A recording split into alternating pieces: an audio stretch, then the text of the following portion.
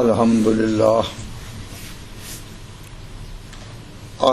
للہ وسلام علی عبادہ الذین اصطفیٰ خصوصاً علی سید الرسل و خاتم الانبیاء وعلی آلہ الاتقیاء و اصحاب الاصفیاء اما بعد فاعوذ باللہ من الشیطان الرجیم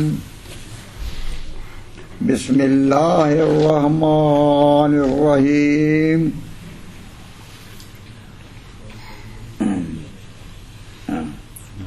وقالوا لن نؤمن لك حتى تفجر لنا من الأرض ينبوعا أو تكون لك جنة من نخيل وعنب فتفجر الأنهار خلالها تفجيرا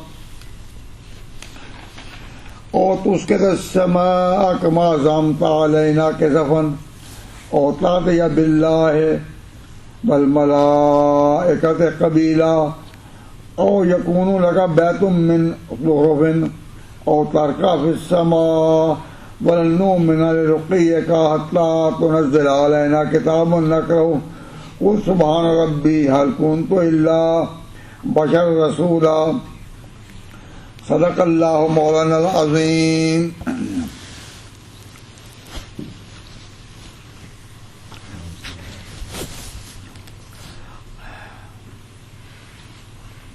اللہ تبارک و تعالی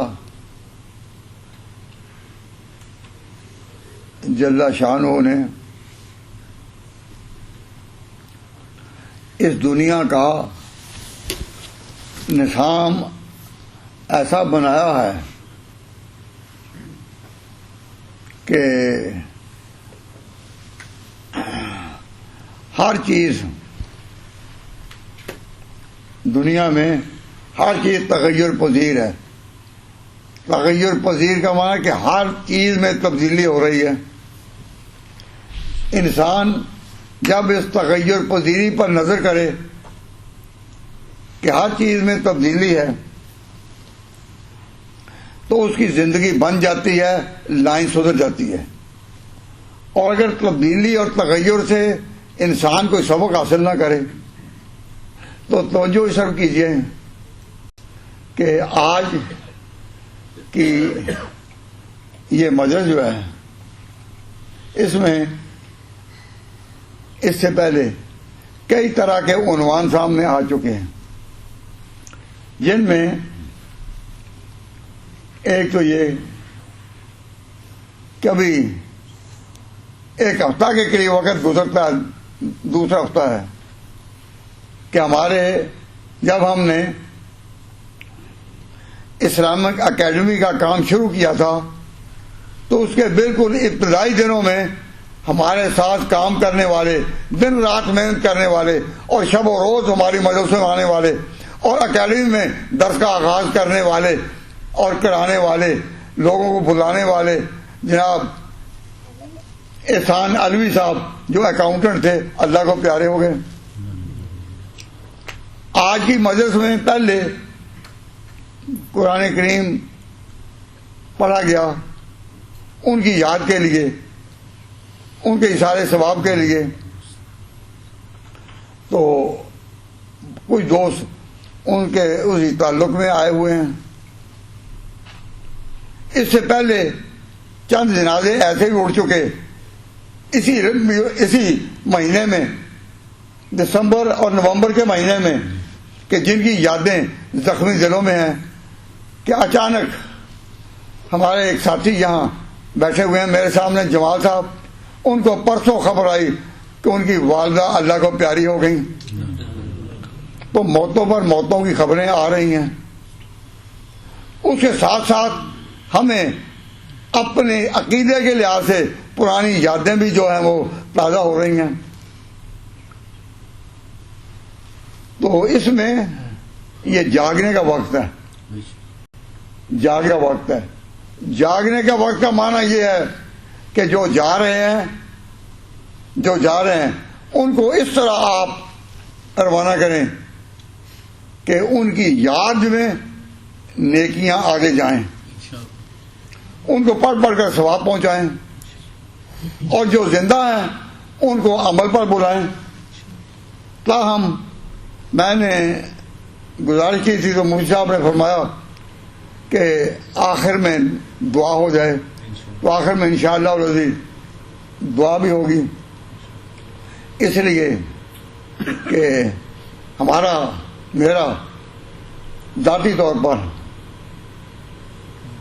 بہت قریب کا تعلق تھا جناب احسان علوی صاحب سے، اور پچھلے سیٹرڈے میں ایک دوسری مسجد میں ان کے اظہار ثواب کے لیے تقریب رکھی گئی تھی، اسی ہم یہاں نہ کر سکے، تو یہاں آج جو دوست تشریف لائے ہیں ان کو انہوں نے یہ مشورہ دیا کہ جو درس قرآن شروع ہے ہمارا، اس میں سے بھی کچھ بیان ہو جائے تاکہ اس کا ثواب بھی ان کی روح کو پہنچے۔ صرف قرآن خوانی کا ہی ثواب نہیں پہنچتا، قرآن خوانی کا بھی پہنچتا ہے، اس میں آپ مالی خرچ کریں اس کا بھی پہنچتا ہے، اس کے لیے کوئی بھی نیک کام کریں، ان للانسان ان یجعل ثواب عملہ لغیرہ، کہ اللہ نے مسلمانوں کو موقع دیا کہ یہ اپنی نیکیاں آگے منی آرڈر کر سکتے ہیں۔ جس طرح منی آرڈر ایک جگہ دوسری جگہ جاتا ہے تو نیکیاں یہاں سے آگے جاتی ہیں، تو جہاں تک ہو سکے اپنے مرحومین کو یاد کرتے رہو۔ تو اب جو کلمات خیر نبی پاک صلی اللہ علیہ وسلم کی یاد میں یا سیرت کے بیان میں میری زبان سے ادا ہوں، یا آپ ان کو سنیں تو اس کے بارے میں نیت کر سکے، یا اللہ اس نیکی کا ثواب بھی ان مرحومین کو جن کا نام ابھی میں نے یہاں ذکر کیا ہے پہنچا، اور تیری رحمت کا سمندر موجن ہے۔ معلوم نہیں اللہ تعالیٰ کسی پورے مجمع میں چند آدمی بیٹھے ہوں ایسے کہ جن کی دعا قبولیت پائے، اللہ ان کا صدقہ سب بھی قبول کر دے گا، اس کی رحمت کا سمندر موجن ہے۔ تاہم میں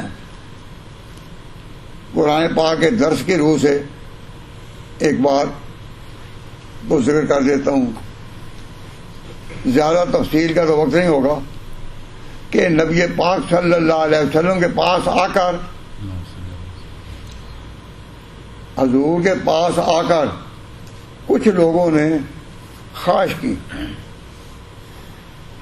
اور کہا ہم ایمان لانے کو تیار ہیں، لیکن ہمیں کوئی ایسا کام کر کے دکھائیں، ایسا ایسا ایسا۔ تو میں ان آیات کا ترجمہ کر دوں گا تو آپ سمجھیں گے کہ ان کا سوال جو ہے وہ کتنا نامعقول ہے، یعنی عقل و فکر کے مطابق نہیں۔ کیا اللہ تعالیٰ نے فرمایا وقالو، انہوں نے کہا، کس کو؟ حضور کے پاس آ کر، وقالو، اور وہ بولے، لن نؤمن لک، ہم آپ کو نہ مانیں گے، حتی تفجر لنا من الارض ینبوعا، جب تک آپ اس زمین سے کوئی چشمہ نہ نکالیں۔ عرب کی زمین ایک پہاڑی علاقہ، مکہ کی زمین پہاڑی علاقہ، ایک چٹگل میدان تھا۔ اب ان چٹانوں سے کہ آپ یہاں سے چشمہ نکالیں، آپ سوچیں اللہ تعالیٰ نے آپ کو سمجھ لیا کہ کتنا نامعقول سوال ہے،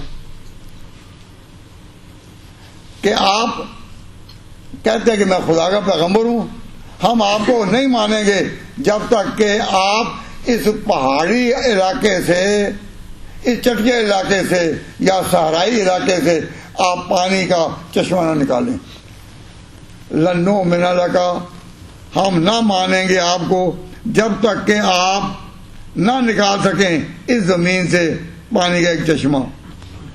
اور تکون لک جنت من نخیل، یا ایسا کہ آپ کے لیے ایک باغ لگ جائے، من نخیل، کھجور کا اور عنب یا انگور کا ایک باغ لگے. یعنی کھجور کا تو اللہ تعالیٰ نے کھجوریں تو وہاں لی ہوئی تھیں، تو ساتھ انگور کا، اور اس طرح فتوجرا نہارا کھلارا تفجیرا کہ ان کے ساتھ پانی کی نہریں جاری ہوں. یہ دوسرا مطالبہ تھا. تیسرا او یا اس کے تو سما، تو آسمان کو گرا دے. اس کے تو سما کے سفن، آسمان کو گرا دے. کس طرح کہ پیسز ہو کر آسمان کے ٹکڑے ٹکڑے ہو جائیں. یہ میں ضمنی طور پر ایک بات کہتا ہوں، آج کل کئی لوگ کہتے ہیں کہ آسمان تو ہے ہی نہیں. آسمان کیا ہے؟ آسمان کیا ہے؟ ایک حد نگاہ ہے بس. یہ کوئی ٹھوس چیز نہیں ہے. یوں کہتے ہیں. آپ حضرات کے سامنے ہماری پوری کوشش ہوتی ہے، خاص طور پر میری یہی کوشش رہی ہے کہ ایسی چیز میں عرض کروں کہ ایمان قائم رہ جائے. اپنے خیالات کی دنیا میں پرواز کر کے اللہ رسول کی باتوں سے ٹکرانا بدقسمتی ہے. ہمارے نبی پاک صلی اللہ علیہ وسلم جب معراج پر گئے تو آپ نے آ کر بیان کیا کہ آسمانوں کس سمے ایک دوسرے آسمانوں تیسرے پر اس طرح پہنچا، تیسرے چوتھے پر پہنچا، ساتواں آسمانوں تک حضور گئے. تو حضور نے نام لے لے کے جب کہا کہ آسمان کے دروازے کھلتے گئے وہاں. اب کوئی مسلمان کہہ سکتا ہے کہ آسمان ہے ہی نہیں؟ یہ حد نگاہ کا نام ہے.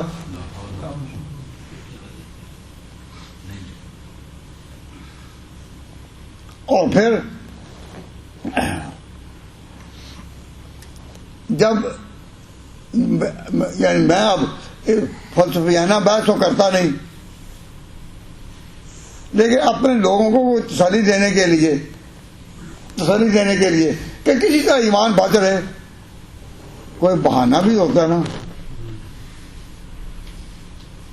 تو ایک آسان سی بات ہے کہ یہ جو اوپر ہم دیکھتے ہیں یہ اگر حد نگاہ ہے، یہ اگر حد نگاہ ہے، ہم ان سے ٹکراتے نہیں، لیکن ان کے اوپر آسمان ضرور ہے. اور اگر اس کے بارے میں بھی کہیں کہ وہ بھی یہ نہیں بلکہ وہ ہے، تو پھر اس کے اوپر آسمان ضرور ہے. اللہ رسول کی بات غلط ہو ہی نہیں سکتی. اللہ تعالیٰ نے جب قرآن پاک میں کہا کہ 7 آسمان اسے بنائے ہیں، اب کسی مسلمان سے یہ توقع ہو سکتی ہے کہ وہ انکار کرے کہ نہیں 7 نہیں ہے؟ تو زمانہ کتنا ترقی کیوں نہ کرتا جائے، سائنس کی تحقیقات کیوں نہ آگے بڑھتی جائیں، لیکن کبھی اللہ رسول کی بات میں شک نہیں کرنا. اور کوئی سوچے بھی تو وہ مسلمان نہیں رہتا. اپنا ایمان بچاؤ. اور یہ جو اس نئے دور میں ہر شخص جو علم والا نہ بھی ہو تو اپنی طرف سے اسلام کی نمائندگی کرنے کے لیے وہ ایسی باتیں کر دیتے ہیں کہ لوگوں کو شبہ پڑ جائے کہ یہ اللہ رسول کی بات غلط ہے. دیکھیے ایک شخص کی بات ضمنی طور پر سامنے آ گئی. کوئی میت تھی، اس کو دفن کیا، اور ایک آدمی ان میں 2 ایسے تھے کہ جنہوں نے، وہ سائنس کے اسٹوڈنٹ تھے، انہوں نے کہا کہ قبر میں جب میت کو اتار دیں گے تو اندر سے ایک پائپ اس طرح کی چپکے سے اندر سے نکالو، اندر سے، اور مٹی قبر کی اوپر پڑ جائے، لیکن وہ تار جو ہے نا اس کے ذریعہ آگے ہم دیکھنا چاہتے ہیں کہ اندر کیا ہوتا ہے. کیونکہ ہمیں علماء نے بتایا ہے کہ قبر میں فرشتے آتے ہیں. سمجھا، دیکھے تو صحیح کہ فرشتے آتے ہیں اور میت کو اٹھایا جاتا ہے اور سوال ہوتے ہیں تو دیکھتے ہیں، اور ایسا تعلق بنا دیا کہ ایک بٹن ایسا دبائیں کہ اندر الیکٹرک بھی ہو جائے، الیکٹرک روشنی ابھرے اور ہم دیکھ بھی سکیں، اور دوسرا ایسا ہے کہ ہماری نظر میں بھی بات آ جائے۔ تو 2-3 آدمی انہوں نے منصوبہ بنایا ہوا، اب جب دفن کر دیا اب بیٹھے ہیں اندر دیکھنے، تو نظر کچھ بھی نہ آیا، نہیں اندر روشنی تو ہوئی، میت تو نظر آ رہی تھی لیکن کوئی تو آگے جا کے جی ہم نے تو خود دیکھا ہے کوئی بھی نہیں آیا، کچھ بھی نہیں۔ میت پڑی وہ 2 دن اسی کو دیکھتے رہے کہ فرشتے آتے ہیں یا نہیں۔ اللہ کے بندو، ایمان اتنی سستی چیز ہے کہ تمہارے یہ نخرے جو ہیں، اس قسم کی باتیں کہ ہم نے دیکھا، ہم نے نہیں دیکھا، ان باتوں سے اللہ رسول کی باتوں کو چیلنج کرو۔ ایمان ہے کیا؟ ایمان یہی ہے کہ اللہ رسول کی بات کو مانے، آگے اللہ عمل کی توفیق دے، تو یہ اس کی عنایت ہے۔ لیکن ایمان اپنا نہیں آپ بچا سکتے جب تک کہ اس سطح پر نہ آ جائیں، کہ اللہ رسول کی کوئی بات غلط ہو سکتی ہی نہیں۔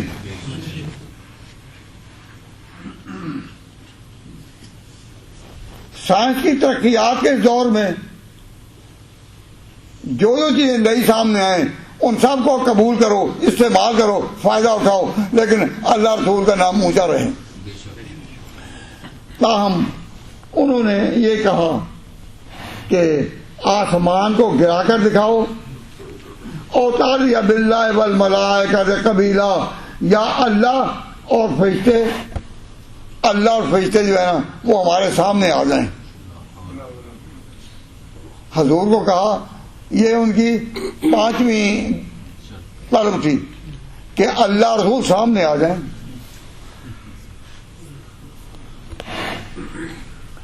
اور یکون لگا بیت من زخرف، یا آپ کا جو مکان ہے نا وہ ہو جائے سنہرا۔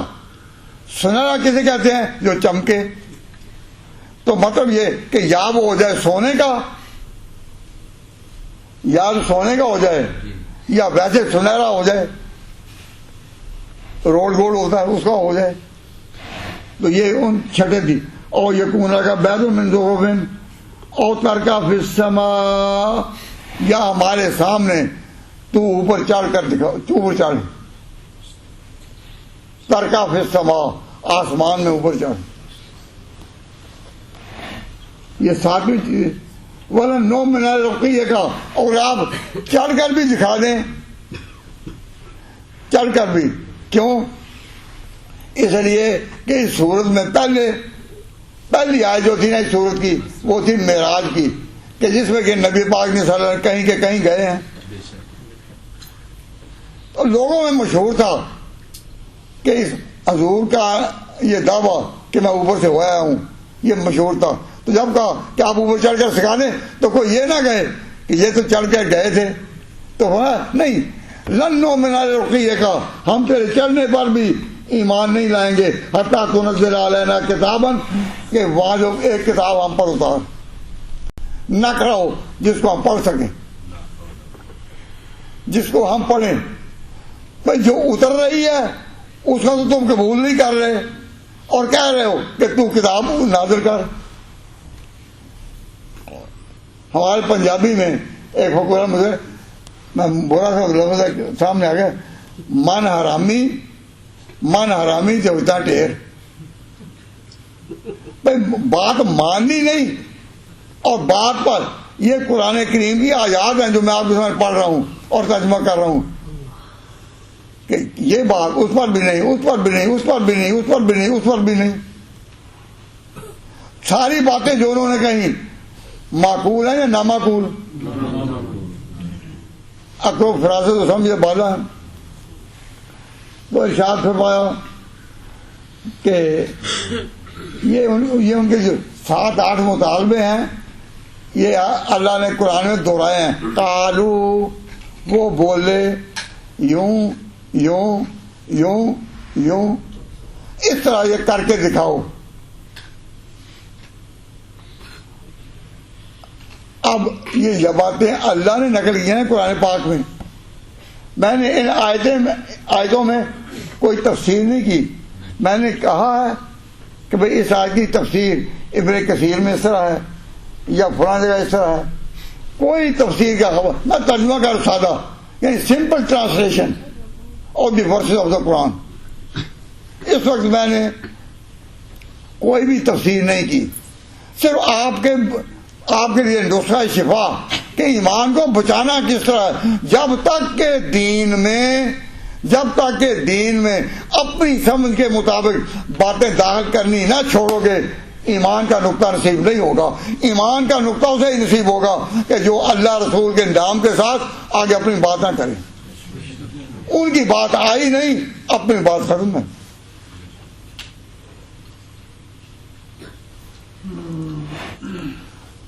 یہ کلمات چونکہ اشارے ثواب بھی ہوگا ان کا مرحومین کے لیے, تو انشاءاللہ العزیز یہ کلمات اللہ تعالیٰ کو اس لیے پیارے ہیں کہ جو ایمان کی حفاظت کے لیے مومنین کے دلوں کا پہرا دے گا اللہ تعالیٰ کیا وہ عمل مقبول ہوتا ہے. اور جو باتیں اللہ رسول سے دور کرنے والی ہوں اسے وہ پھر معلوم ہوتا ہے.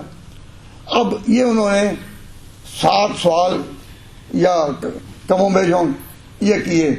اب اللہ نے حضور کو جواب سکھایا.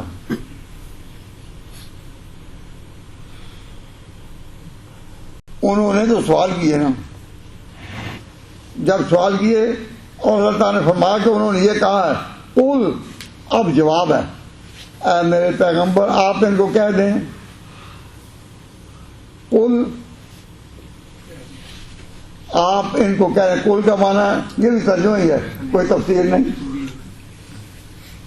قل آپ ان کو کہہ دیں سبحان ربی, سبحان ربی میرا رب پاک ہے, میرا رب پاک ہے. تو کہہ سبحان اللہ, سبحان ربی, سبحان اللہ. ذرا غور کریں کلمہ. انہوں نے یہ بات کہی, یہ کہی. قل اے میرے پیغمبر آپ ان کے جواب میں کہہ دیں. کیا کہیں؟ سبحان اللہ, اللہ پاک. یہ پاک ترجمہ تو میں ترجمہ کر رہا ہوں نا, تو تم اس طرح کہہ دو سبحان اللہ, سب کہہ دو. اللہ نے کہا, انہوں نے اتنی باتیں کی تو اللہ تعالیٰ نے جواب کیا سکھایا قل اے پیغمبر آپ کہہ دیں سبحان ربی یعنی سبحان اللہ. حل کنت الا بشرا رسولا, میں کون ہوں, میں کون ہوں جو آسمانوں سے اس طرح چیزیں اتاروں. میں کون ہوں جو چٹیل بیدادوں سے پانی جاری کر دوں. میں کون ہوں یہاں باغ لگا دوں. یا اللہ اتنے انہوں نے سوال کیے کہ ہم اس طرح کریں گے تو مانیں گے, اس طرح کریں تو مانیں گے. تو اس کے جواب میں جب انسان کی جواب پر آتا ہے نا, جب بھی کسی جواب پر آتا ہے تو کوئی جواب اپنا روکنے کو تیار ہے. آج آپ کوئی بات کسی کر کے دیکھیں, اپنے گرد و پیش جتنے بھی لوگ ملتے ہیں ان سے کوئی بات کر کے دیکھیں, تو جب بات کریں گے تو بات سے بات نکلتی ہے. اگر اسے نہ ماننی ہو تو کوئی ختم ہوگا؟ یعنی صبح سے لے کر شام تک اور شام سے لے کر صبح تک آپ بات کرتے رہیں, تو جسے نہ ماننی ہو خاموش کبھی ہوگا, اور اس کو کہے کیوں گئے, ارے بات سے بات نکلتی ہے. اب انہوں نے اتنے سوال کیے, اللہ نے کہا قل اے پیغمبر ان کو جواب دو. کس طرح؟ پہلے کہو سبحان اللہ, میں کون ہوں.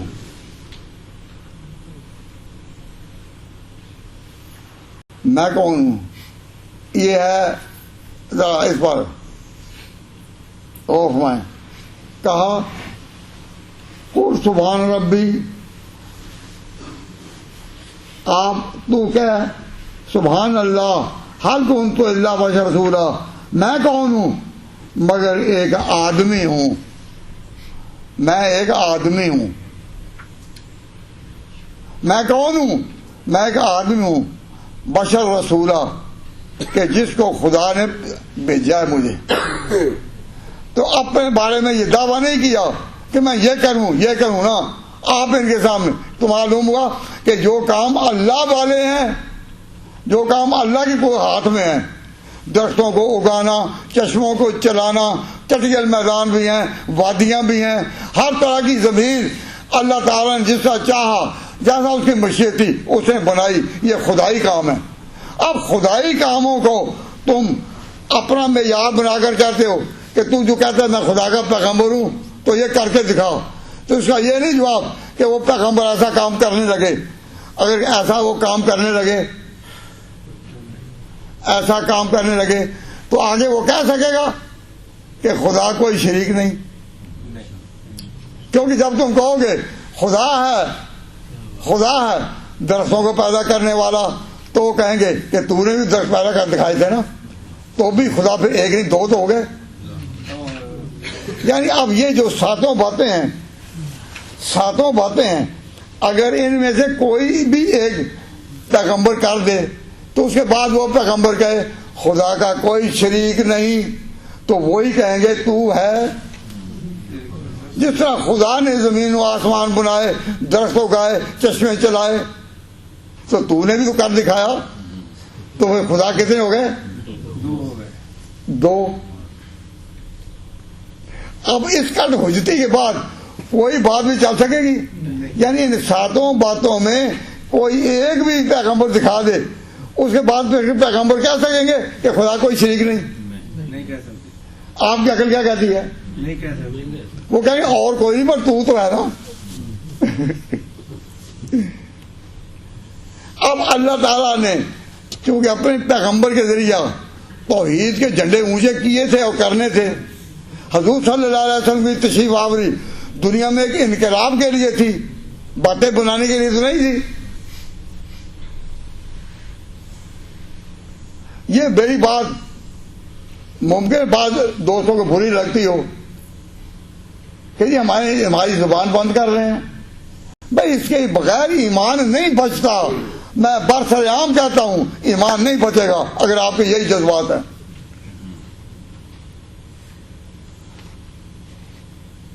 تو فرمایا اللہ تعالیٰ نے کہ ان کو جواب میں کہا کہ سبحان اللہ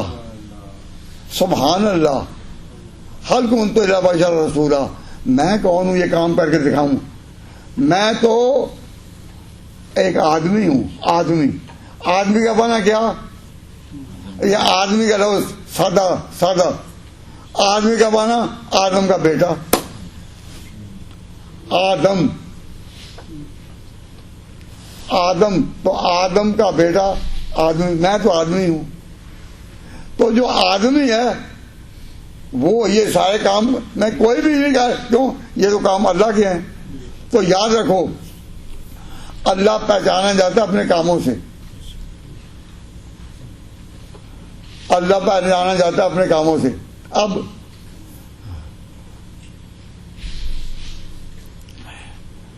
آپ نے دیکھا کہ دنیا سے جو جنازے اٹھ رہے ہیں،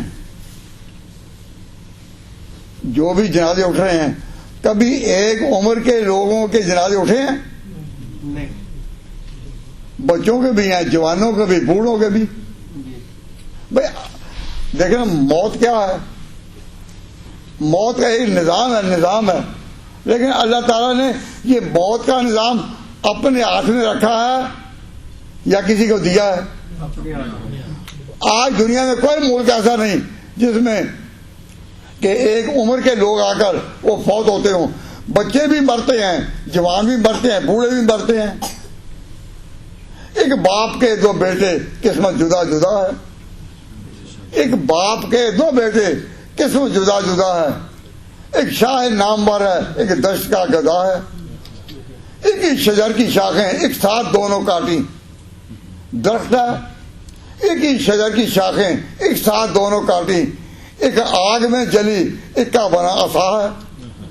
اسی کی درخت سے کچھ لکڑی تھی جس سے ایک عصا بن گیا چھوٹا, کہ چلتے ہیں عصا کے ساتھ چلتے. موسیٰ علیہ السلام چلتے تھے, ماں تل کا بھائی امیر گیا موسیٰ. تو جو عصا ہوتا ہے اس کی عمر کتنی ہوتی ہے؟ کئی سال تو ہوتی ہوگی نا, کہ جو چھڑی ہاتھ میں ہو اور بنی ہو اچھی تو 4-5 سال تو گزار جاتی ہے نا. تو وہ عصا بنا کس کا؟ لکڑی کا, اور اسی کا ایک لکڑی کا حصہ تھا کہ جو آگ میں جلایا. ایک ہی شجر کی شاخیں ایک ساتھ دونوں کاٹی, ایک آگ میں جلائی, ایک کا بنا عصا ہے. ایک ہی صدف کے موتی ایک ساتھ دونوں نکلے, ایک تاج میں ٹکا ہے, ایک کھرل میں پسا ہے. بڑے قیمتی موتی نکلتے ہیں سمندروں سے, چھپیوں سے. لیکن کوئی موتی ایسا کہ کسی بادشاہ کا تاج بننا تھا تو تاج بھی ٹک گیا, اور دوسرا موتی جو ہے وہ کھرل میں پس کر لوگوں کے لیے دوا بننے لگا. ایک ہی صدف کے موتی ایک ساتھ دونوں نکلے, ایک تاج میں ٹکا ہے, ایک کھرل میں پسا ہے. تو اللہ تعالیٰ نے دنیا میں اپنے کام اپنے ہاتھوں میں رکھے ہیں, بندوں کے ہاتھوں میں نہیں دیے. خدا کا کوئی شریک نہیں. اللہ تعالیٰ نے اب ایک باپ کے 3 بیٹے ہیں, 4 بیٹے ہیں, تو چاروں جوان ہو گئے, تو سب کا ایک ہی قد ہو گیا, چھوٹا بڑا.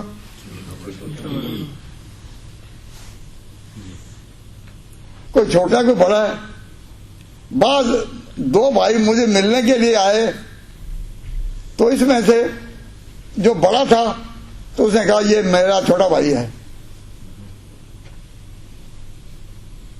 یعنی جو بڑا تھا وہ قد میں پہچانا بھی نہیں جاتا تھا کہ یہ چھوٹا ہوگا. تو کیوں؟ اللہ تعالیٰ قد جو ہیں وہ اپنے ہاتھ میں رکھے یا کسی کے ہاتھ میں؟ ماں باپ اچھی خوراک بھی دیتے ہیں بچوں کو کہ یہ پرورش کرنی ہے, لیکن وہ خوراک کہیں کس طرح اثر کرتی ہے, کبھی کس طرح کرتی ہے.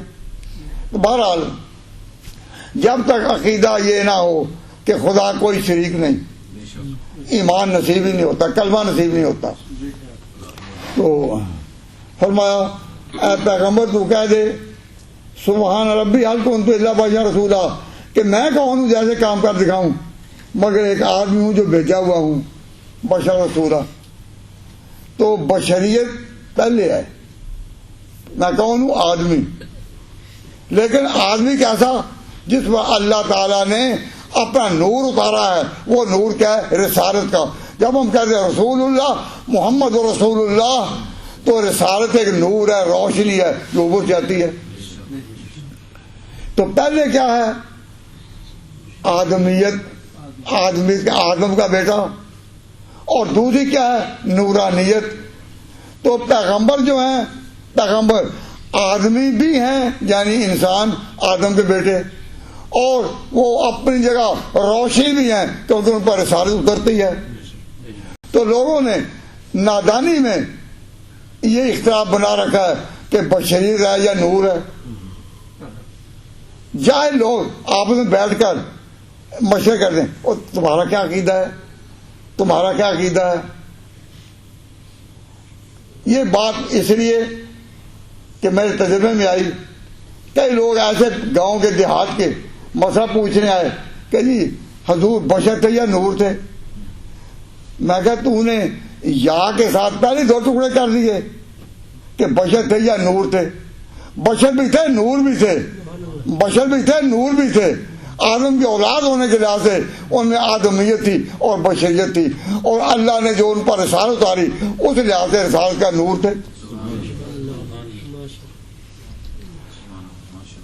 پھر میں کہا یہ دونوں تھے. پھر وہ میں کہا اب تم سوچو کہ جو کہے گا کہ دونوں تھے تو آپس میں لڑائی ہوگی؟ لڑائی نہیں ہوگی. اب دیہات میں جاہل لوگوں کی جہالت سے فائدہ اٹھا کر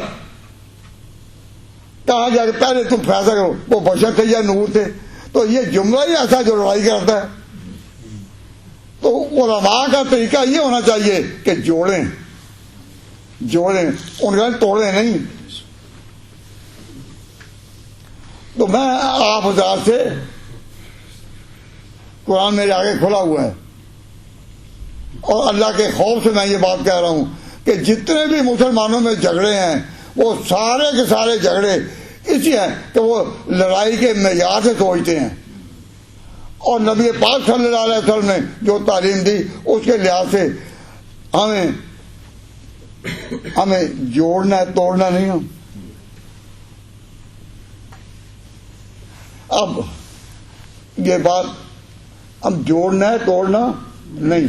لیکن ایک مقام آتا ہے کہ توڑنا پڑتا ہے. مثلا نبی پاک صلی اللہ علیہ وسلم کی سیرت کے بیان میں آپ نے یہ بات بارہ سنی ہوگی کہ حضور صلی اللہ علیہ وسلم سے پہلے بھی جو پیغمبر آتے رہے انہوں نے جب کہا کہ بھئی بتوں کو سجدہ نہ کرو تو پہلی بات شرک کی حمایت میں یہ نہیں چلی کہ بت جو ہیں ہمارے کام کرتے ہیں، بہت کام کرتے ہیں نا. جو پیغمبر بھی آیا اسے یہ بات کہی تو انہوں نے اپنی طرف سے معلوم ہے کیا کہا؟ جب کہا کہ بتوں کو تم نفع نقصان کا مالک نہ سمجھو تو انہوں نے یہ نہیں کہا نہیں یہ نفع نقصان کے مالک ہیں، یہ نہیں کہا. کہتے تفرقہ ڈال دیا. تفرقہ جب ہمارے باپ دادا ان بتوں کو سیدھا کرتے آ رہے ہیں تو تم جب یہ کہو گے کہ ان کو نہ مانو تو تفرقہ پڑ گیا یا نا. جو پیغمبر بھی آیا اس کو کہا کہ تفرقہ ڈال دیا. اور دیہات میں اور گاؤں میں یہ باتیں چلا رکھی تھی کہ اللہ کے جو پیغمبر آئے ان کو تو جوڑنا چاہیے. اب یہ کیا کہتے ہیں تمہارے چاچا غلط تھے، تمہارے دادا غلط تھے، تمہارے پردادا غلط تھے. کیا ہم لوگ اب تک جو بتوں کے آگے جاتے ہیں کیا ہم غلط تھے؟ وہ کیا غلط ہے تو فرقہ ڈال دیا. تو فرقہ ڈالنے آئے ہیں. اب یہ دین کی راہ کیا ہے کہ پیغمبروں کے نے شرک کے خلاف جب کبھی بات کی تو ان پر پہلا الزام کیا لگا؟ تو فرقہ ڈال دیا.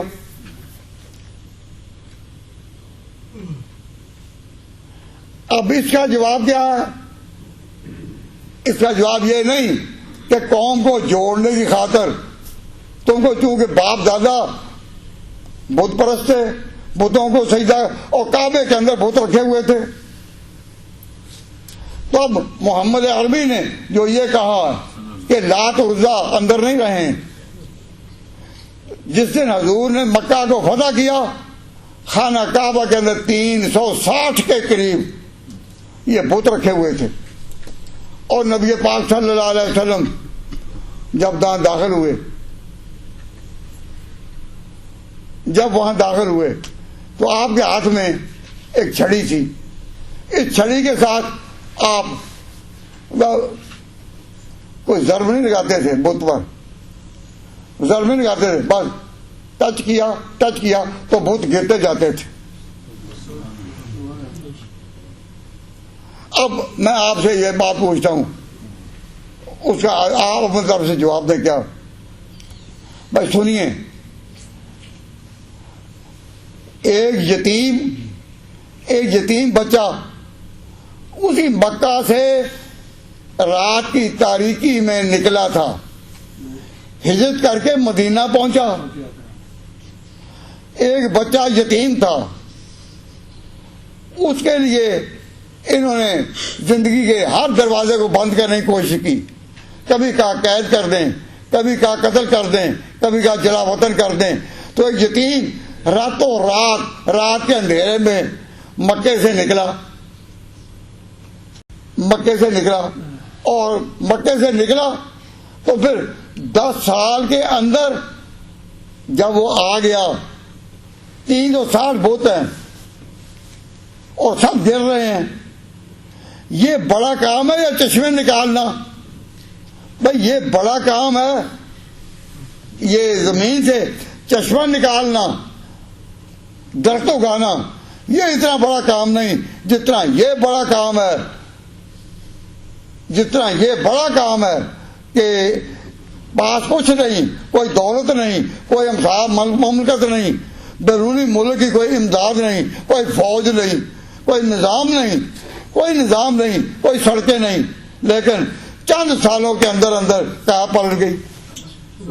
جو نہ تھے خود راہ پر اوروں کے حادی ہو گئے، جن کو خود رستہ نہیں آتا تھا دنیا کی قوموں کو انہوں نے راہیں دکھائیں، کیسوں قصہ کے تختوں کے مالک ہوئے۔ بھائی یہ بڑا کام ہے یا چشمہ نکال دینا اور بارش برسا دینا؟ بارش تو روز ہوتی ہے، دریا بھی چلتے ہیں، سب کچھ ہوتا ہے، لیکن ایمان نصیب نہیں ہوتا جب تک پیغمبر نہ ہو گئی۔ اگر یہ بارشوں کا ہونا، چشموں کا ہونا، درختوں کا ہونا، انگوروں کا ہونا، کھجوروں کا ہونا، اگر ان چیزوں سے ہدایت ملتی تو یہ تو اللہ نے کاری رکھے ہیں نا۔ کیا طرح طرح کے رنگا رنگ کے پھول خدا نے باغوں میں نہیں دکھائے تمہیں؟ کیا پھلوں کے ذائقے، آم کا ذائقہ اور انار کا ذائقہ اور انگور کا ذائقہ اور کھجور کا ذائقہ اور طرح طرح کے ذائقے اللہ نے نہیں دکھائے؟ اللہ نے سب کچھ دکھایا، پر ہدایت نصیب نہیں۔ ہدایت نصیب ہوگی جب آدمی پیغمبر ہوگا۔ اب تم کہتے ہو کہ یہ پیغمبر جو ہے اس سے کچھ ہو ہی نہیں سکتا۔ اگر خدا کے نام پر وہ ہے تو پھر 10 سال کے اندر اندر جو یتیم رات کے اندھیرے میں نکلا تھا، اب یہاں پڑھے لکھے لوگ بھی موجود ہیں، ساتھی موجود ہیں۔ ربیع الاول کے یاد میں حضور صلی اللہ علیہ وسلم کی یاد کے طور پر میں اس طرح توجہ دلاتا ہوں کہ ان کو یہ چاہیے کہ ان باتوں کو جو میں عرض کر رہا ہوں نا، کہ جو باتیں ان سے بڑی ہیں، انہوں نے کہا تھا آپ آسمان کو ٹکڑے کر گرا دیں، چشمے چلا دیں، چٹیل میدانوں میں باغ لگا دیں، کہ ان کاموں سے بڑا کام پیغمبر نے کر کے دکھا دیا یا نہیں؟ یا یہ کام بڑا نہیں ہے؟ کیا خیال ہے آپ کا؟ تجربات کی دنیا میں یہ کام اتنا اونچا ہے کہ جب ان لوگوں کے سامنے ہم یہ بیان کریں کہ دیکھو دھیان اس سے ڈالو، تم جن باتوں کو کہہ رہے ہو پیغمبر وہ کر کے دکھائے، ہمارے پیغمبر نے ان سے بڑھ کر کے دکھایا۔ اور میں جھوٹ کہہ رہا ہوں، لیکن میں جب بات کرتا ہوں تو پیچھے سے ایمانی قوت کے ساتھ بولتا ہوں۔ آپ جب مدد میں تو خود ہی پہلے سمجھتے ہیں کہ جی ہم اگر بات کریں تو پھر بھی نہیں مانیں گے، اور جو نہ مانیں گے وہ اپنی جگہ تو پہلے ہی خواب رکھ دے۔ جب بھی کہا حضور کی یاد، کہ حضور کی پیدائش کو یاد کر رہے ہیں، ہم شخصیت کو یاد کر دیں، تو وہ کچھ کر دکھایا کہ جی نہیں مانیں گے۔ بھائی میں بتایا کر دوں طالب علموں کو، بھائی جو باتیں انہوں نے کہنی ہیں تم خود ہی کیوں کہتے ہو؟ تم تو اپنے پیغمبر کی ایمانی قوت، اس کی تاریخی یاد اور اسے وہ کچھ کر کے دکھایا جو کوئی کر نہیں سکتا۔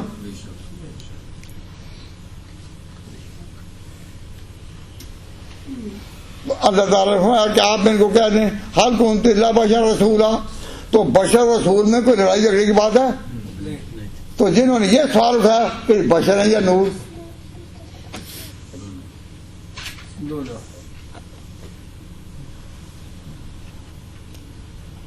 تو ایک شخص ان کے ساتھ تھا اور وہ ڈاکٹر تھا، جو سوال کر رہا ہے وہ سوال سے کر رہا ہے جہالت کے نشے میں کہ بشر سے یا نور، اور وہ ڈاکٹر پاس ویسے اپنی عقل استعمال کر کے اس کو نہیں سمجھتا کہ تو کیا کہہ رہا ہے، تو میری نظر پڑ گئی ڈاکٹر پر، تو کہنے لگے مجھ میں کہ پیغمبر نور تھے یا بشر؟ میں نے کہا پہلے تم مجھے ایک سوال کا جواب دو پھر میں دوں گا۔ کہنے کیا سوال؟ میں نے کہا کہ یہ آدمی ہے یا ڈاکٹر ہے؟ یہ جو آپ کے ساتھ آیا ہے یہ آدمی ہے یا ڈاکٹر ہے؟ وہ کہتا ہے آدمی بھی ہے اور ڈاکٹر بھی۔ تو میں نے کہا پیغمبر بشر بھی اور نور بھی۔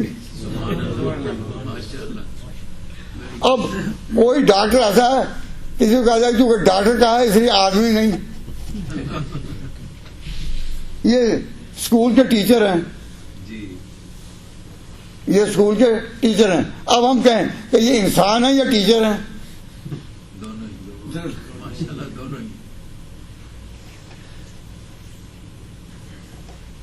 اب انہوں نے ایک اور چکر ہے کہ ایک آدمی ہے کھڑا، کوئی آدمی جوان تھا کھڑا، کہ آپ یہ بتائیں کہ یہ باپ ہے یا بیٹا ہے؟ یہ باپ ہے یا بیٹا ہے؟ کیونکہ وہ ایک ہی بات ہوگی نا۔ اس کا خیال تھا کہ شاید اس کا جواب مجھے نہ آتا ہو۔ جب کہا نہیں یہ باپ ہے یا بیٹا ہے، میں نے کہا یہ اپنے بیٹے کا تو باپ ہے لیکن اپنے باپ کا بیٹا ہے، دونوں باتیں ٹھیک ہیں؟ کہ اپنے باپ کا تو یہ بیٹا ہے لیکن جو اس کا بیٹا ہے یہ اس کا باپ ہے، تو لڑائی والی کوئی بات ہوئی؟ تو اس دین میں لڑائی ہے ہی نہیں۔ جو لوگ ذرا ذرا سی بات پر لڑتے ہیں اصل میں ان کی نیت ٹھیک نہیں ہوتی۔ اگر نیت انسان کی ہو تو کوئی جھگڑا ہی نہیں، بالکل کوئی جھگڑا ہی نہیں۔ اور یہ فضا پیدا ہوتی ہے جب ہم کہیں اپنے نبی پاک صلی اللہ علیہ وسلم کی سیرت کے بارے میں کہ اب میں ایک بات کہہ کے بات ختم کروں گا انشاءاللہ العزیز، کہ توجہ کریں کہ پیغمبر کا اس طرح غالب آ جانا کہ بت سارے گرا دیے اور اس پیغمبر کے جو ساتھی تھے خلفائے راشدین وہ جو اٹھے تو انہوں نے اپنے جھنڈے کیسر و کسریٰ کے تختوں پر لہرا دیے۔ تو اس کو ایک یاد رکھنے کے لیے کیا نام دیں گے؟ اس کو میں نام دیا کرتا ہوں یا شاگردوں کو سکھاتا ہوں، کیا اس کا نام ہے علمی غلبہ۔ علمی غلبہ، ہمارے نبی پاک صلی اللہ علیہ وسلم نے ان جہالت کے مارے لوگوں کو علمی غلبہ دکھایا تو حضور علمی طور پر غالب آئے۔ قرآن اللہ کی کتاب ہے جس نے ساری پہلی ان کی کتابیں بالکل جو تھی ان کو دھو دیا اور اس کے بعد یہ آخری کتاب ہے اللہ کی کتاب۔ تو ہمارے پیغمبر کا علمی غلبہ جو ہے وہ بہت اونچا ہے۔ تو اب لمبی چوڑی تقریر تو یاد نہیں رہتی لیکن کچھ لفظ تو یاد کر لو نا، کچھ لفظ یاد کر کہ علمی غلبہ جو اللہ تعالیٰ نے ان کو دیا اس کی مثال نہیں۔ پھر یہ بات یہ غور کریں نا کہ اب یہ درس قرآن کی مجلس ہے، اس میں اتفاق سے ربیع الاول اور کرسمس اور دسمبر یہ ایک جگہ آ گئے اور اس میں ہمارے بہت سے قریبی دوستوں کے جنازے بھی اٹھے ہیں۔ اب ہمیں درس کی بجائے کچھ ان کی تعزیت کا ذکر بھی کرنا تھا، خدمات کا ذکر بھی کرنا تھا۔ اب کیا کہیں اور کیا نہیں، لیکن میں محسوس کرتا ہوں کہ نبی پاک صلی اللہ علیہ وسلم کی سیرت کے بارے میں جو پورا ایک دن لگ سکتا ہے، پورا ایک دن، اس دن میں دن سے مراد یہ ہے کہ کم از کم 5-6 گھنٹے کی سیٹنگ جس سے ہم کانفرنس سے کرتے ہیں تو کم از کم 5 گھنٹے ہوتے ہیں نا. ختم نبوی کی کانفرنس ہوتی ہے, اس میں ٹائم ہوتا ہے. تو حضور صلی اللہ علیہ وسلم کی سیرت کو بیان کرنے کا ہمیں تو وقت ہی نہیں ملتا. جمعہ کے دن ٹائم بڑا تھوڑا ہوتا ہے, بیان نہیں ہو سکتا, چند منٹوں میں کیا بیان ہو. اس طرح جمعے کا بھی انتظار ختم اور درسوں کو بھی ختم. تو حضور کی سیرت کا پیغام دنیا میں کس طرح پیش کرنا چاہیے, اس کے لیے بہت سی حسرتیں, بہت سی دل میں جو خواہشات ہیں. ویسے تو اللہ کو علم ہے, لیکن مجھے یوں محسوس ہوتا ہے کہ میں کتنی حسرتیں لے کر ہی قبر میں چلا جاؤں گا. وَكَمْ حَسَرَاتٍ فِي بُطُونِ الْمَقَابِرِ, کم حسرات. انسان اپنی ضرورتیں پوری کرنے کے لیے, باتیں پوری کرنے کے لیے سوچتا ہے یہ کروں, اور اسی طرح سوچتے میں اس عمر میں پہنچا ہوا ہوں. اور اب اس ملک میں رہتے ہوئے یہ کہ ہم لوگ حضور صلی اللہ علیہ وسلم کی سیرت کو ان قوموں کے سامنے جس طرح پیش کرنا چاہیے, وہ کیا کہ ان کے ذہن قبول کر لیں. ہم اپنی بات لڑائی کے ساتھ نہیں کہیں گے, نہ اسلام اس کی اجازت دیتا ہے, لیکن علمی غلبہ, یہ علم کا غلبہ جو ہے حضور صلی اللہ علیہ وسلم کے قدموں کا صدقہ, صحابہ قدموں کا صدقہ, جو علمی غلبہ ہے, اس غلبے کے ساتھ بھی اگر کوئی قوم نہ اٹھ سکے تو بدقسمتی کی مہر ہے نا اسی پر. پھر ہم کیا اپنے اوپر داغ لے کر جائیں گے. تو نبی پاک صلی اللہ علیہ وسلم کی سیرت کہ اب جب میں مقابلے کی بات کرتا ہوں تو میں نے, آپ بتائیں کہ عیسائیوں کے بارے میں میں نے کوئی برا لفظ استعمال کیا ہے؟ کوئی برا لفظ آپ نہیں, اور آج ہی نہیں, جو لوگ میرے درس میں آتے ہیں اور متواتر آتے ہیں تو ایک لفظ بھی میں نے کبھی ان کے خلاف نہیں کیا. میری ان کے ساتھ علمی طور پر جو علمی جنگ ہے, علمی ذہن ہے, میں اپنی بات اسی کے پر کہتا ہوں کہ کوئی لڑائی کا پہلو پیدا نہ ہو. ختم نبوت کانفرنس ہماری 18 سال سے ہو رہی ہے. 18 سال سے میں نے اب تک مرزا غلام احمد قادیانی کے بارے میں بھی کوئی گندا لفظ استعمال نہیں کیا. کوئی, الحمدللہ اس زبان سے کوئی گندا لفظ اس کے لیے نہیں نکلا. میری اس کے ساتھ صرف جو جنگ ہے وہ علمی لڑائی ہے. میں غلطی کہ یہ غلطی ہے, لیکن میں نے نام اس کا لے کر کہ وہ کوئی گندا لفظ بولوں, میں یہ نہیں, میری عادت ہی نہیں ہے, اور گندی بات میرے منہ سے نکلتی نہیں. تو ہم اس ملک میں بھی محسوس کرتے ہیں کہ اگر ہمارے ساتھ کوئی لوگ ایسے ہوتے کہ حضور کی سیرت کے لیے اٹھتے, اور اس کے لیے ایک بڑی تیاری ہوتی ہے. میں نے تقریباً 3 سال پہلے سے یہ بات اٹھائی تھی کہ ہمیں سیرت کا پیغام پہنچانا چاہیے اس طرح. لیکن جب کسی کی بات مانی نہ جائے تو پھر وہ کیا کرے. بھائی لوگ نہیں مانتے تو پھر خدا تو مانتا ہی ہے نا,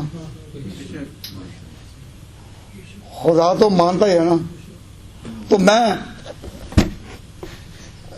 اللہ تعالیٰ سے دعا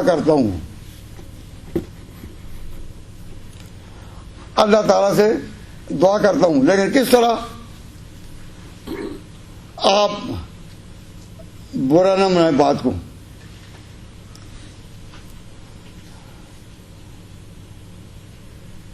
اللہ تعالیٰ خود اپنے دین کا کفیل ہے. اگر کوئی اللہ تعالیٰ رستہ نہ کھولے تو میں کہنا چھوڑ دوں گا؟ اللہ اگر راستہ نہ کھولے تو میں کہنا چھوڑ دوں؟ مجھے جو مشورے دیتے ہیں نا، کئی دوستوں نے مجھے کہا کہ بھئی تم ریٹائر ہو جاؤ، اتنا کہتے رہے، کسی نے نہیں مانی تو چھوڑ دو۔ تو میں نے خدا تعالیٰ کے حضور میں اگر یہ عرض کیا ہو، تو اپنا در نہ کھول لے گا، تو اپنا در نہ کھول لے گا، میں تیرا در نہ چھوڑ دوں گا۔ تو اپنا در نہ کھول لے گا، اے اللہ اگر تو اپنا دروازہ نہیں کھولتا تو میں تیرے دروازے کو چھوڑنا نہیں، میں تیرے دروازے پر ہی ہوں۔ تو اپنا در نہ کھول لے گا، میں تیرا در نہ چھوڑوں گا۔ بات اپنی اپنی ہے، کہیں تیری کہیں میری۔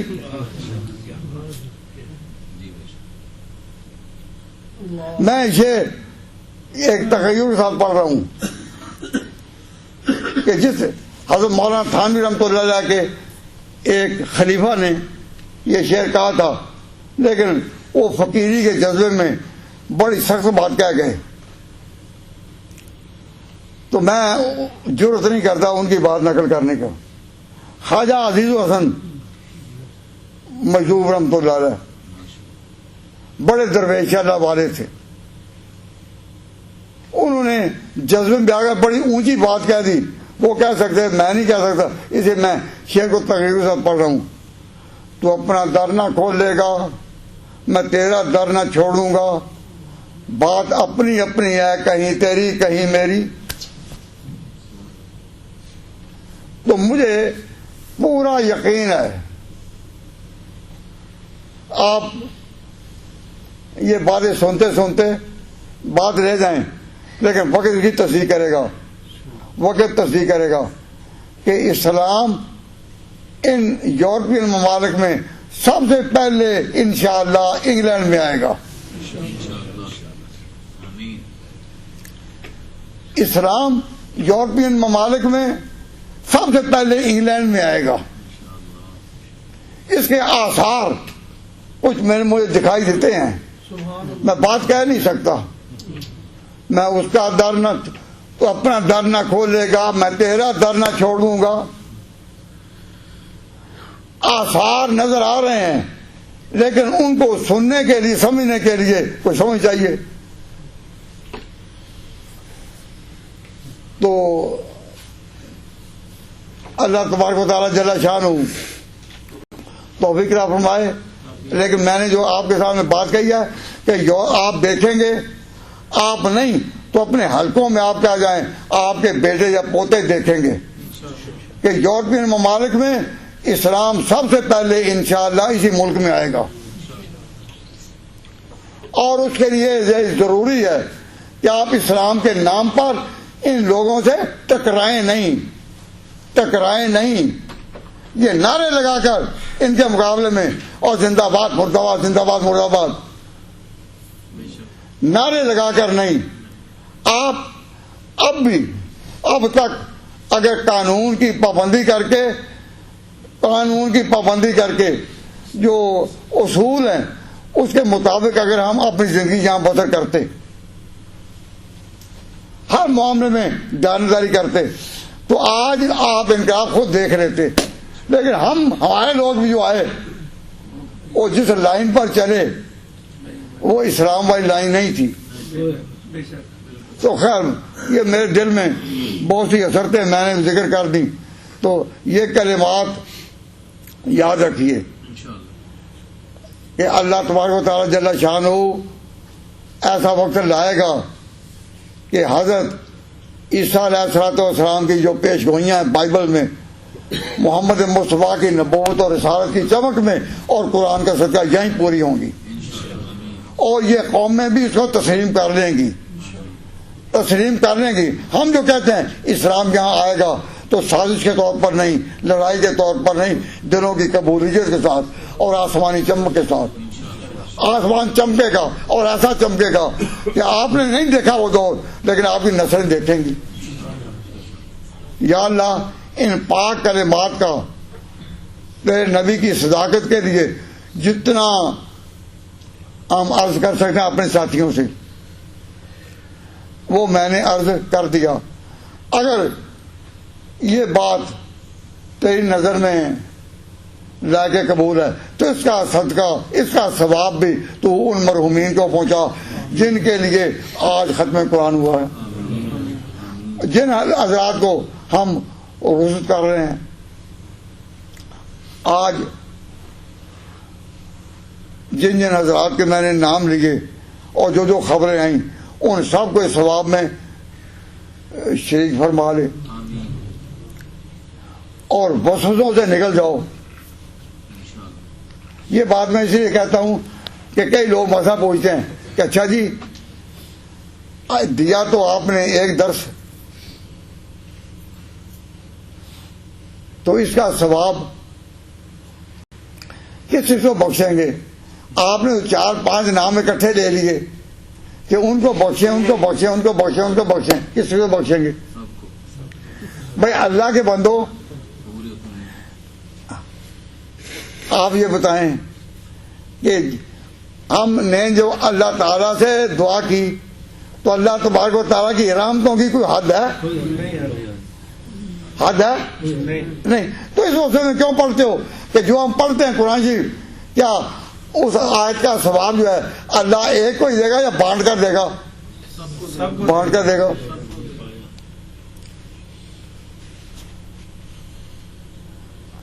اس قسم کے جو سوالات ہیں یہ نہ کیا کریں۔ اللہ تعالیٰ کے بارے میں دل میں حوصلہ رکھیں۔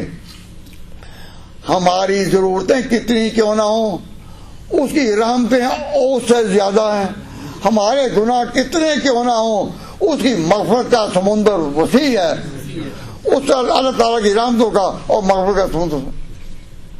اپنے آپ کو ہم دیکھتے ہیں ہم محدود ہیں، لیکن اللہ کی شان تو لامحدود ہے نا۔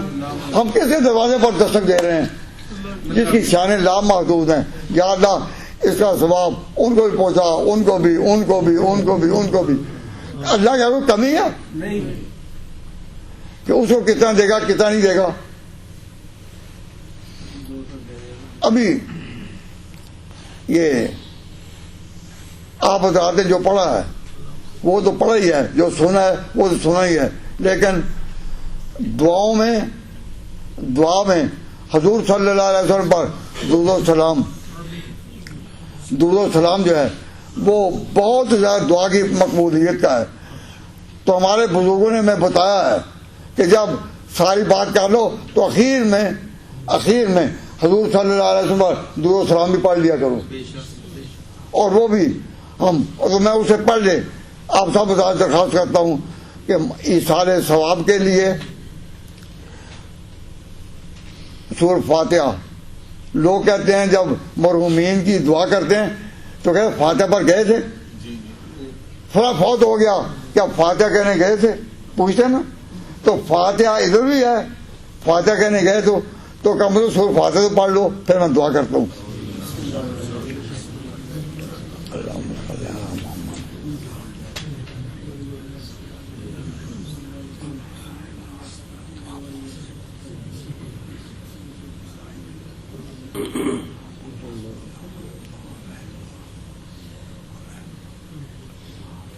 اللہم صلی علی محمد وعلی آل محمد۔ ربنا تقبل منا انک انت السمیع العلیم وتب علینا انک انت التواب الرحیم۔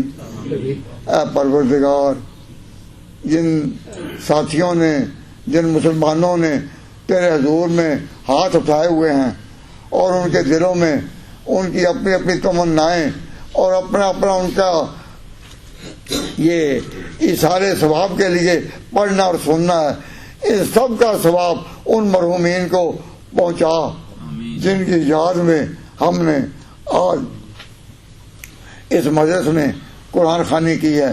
ربنا تقبل منا انک انت السمیع العلیم وتب علینا انک انت التواب الرحیم۔ اللہم ان کانوا مؤمنین فزد فی احسانہم وَإِنْ كَانُوا مُسِيئِينَ فَتَجَاوَزْ عَنْ سَيِّئَاتِهِمْ۔ یا اللہ جو لوگ اس دنیا سے پردہ کر گئے ان کے گناہوں کو معاف فرما، صغیرہ کبیرہ گناہوں کو معاف فرما۔ نبی پاک صلی اللہ علیہ وسلم پر درود و سلام۔ اللہم صلی علی محمد وعلی آل محمد کلما ذکرہ الذاکرون وکلما غفر عن ذکر الغافلون، کلما غفر عن ذکر الغافلون۔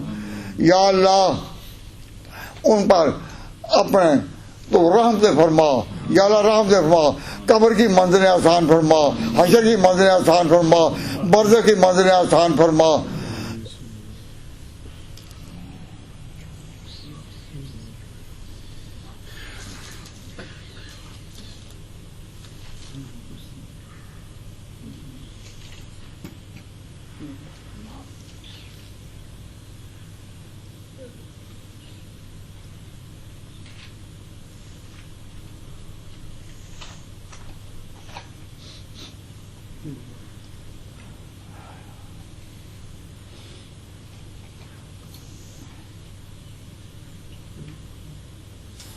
اللهم انا نسألك ایمانا مستقیما وحزنا دائما ونذرا رحمة وغفرا كاملا وعلما نافعا وقلبا منورا وتوفيقا احسانا وصبرا جميلا واجرا عظيما، اجرا عظيما ولسانا ذاكرا وبدنا صابرا ورزقا واسعا وسعيا مشكورا، سعيا مشكورا۔ اے اللہ جتنے بھائیوں نے جو دعائیں دل میں اس وقت حاضر کی تو ان کے دلوں کی دھڑکنوں کو جانتا ہے، ان کی ضرورتوں کو پہچانتا ہے۔ یا اللہ ان سب کی دعائیں کو قبول فرما، ان سب کی دعاؤں کو قبول فرما، ان سب کی دعاؤں کو قبول فرما۔ یا اللہ جس زمین پر ہم تیرا نام لیتے ہیں اور تیرے پیغمبر نے فرمایا کہ جو مسجد بن جائے، جو مسجد بن جائے وہ تحت الثری تک مسجد ہے اور اوپر آسمانوں تک مسجد ہی مسجد ہے۔ مسجد جو ایک جگہ بن گئی اسی جڑیں زمین میں لگ گئی۔ یا اللہ ہماری جڑیں جو ہیں اس زمین میں، اس مسجد میں تو اس طرح اتار دے کہ پورے یورپ میں وہ وقت آئے کہ محمد مصطفیٰ کی نبوت کا صدقہ بائبل کی وہ تمام پیش گوئیاں پوری ہوں۔ وہ صلی اللہ تعالی اللہ خیر خلقہ محمد وآلہ واصحابہ وازواجہ وذریاتہ وبناتہ وعشیرتہ اجمعین برحمتک یا ارحم الراحمین۔